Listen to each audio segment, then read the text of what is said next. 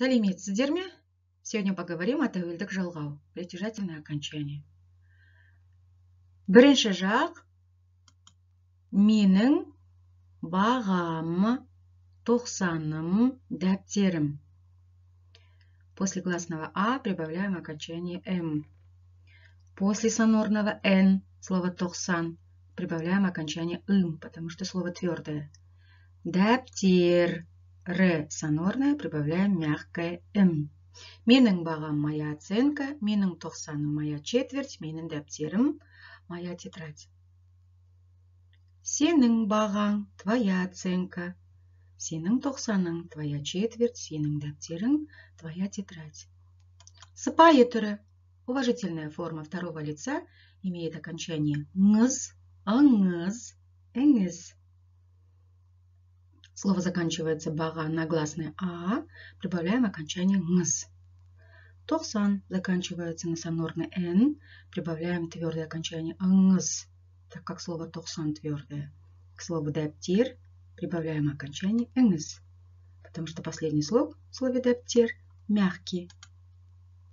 Оның бағасы ее, его оценка. Оның тоқсаны его, ее четверть. Оның дәптері его, ее тетрадь. Тәуелдік жалғау көпше түрі во множественном числе. Первое лицо будет біздің. Корни слова прибавляем окончание мыз, ымыз, эміз. Второе лицо сендердің бағаларың. Сендердің тоқсандарың. Сендердің дәптерлерің. Как вы заметили, сперва добавляем множественное окончание, после чего прибавляем притяжательное окончание. Сыпайы түрі уважительные. Лицо сіздердің будет бағаларыңыз, тоқсандарыңыз, дәптерлеріңіз. Слово бағалар твердое. Прибавляем ыңыз. Слово тоқсандар тоже твердое. Прибавляем окончание ыңыз, так как они заканчиваются на сонорный р. Дәптерлеріңіз. Последний слог.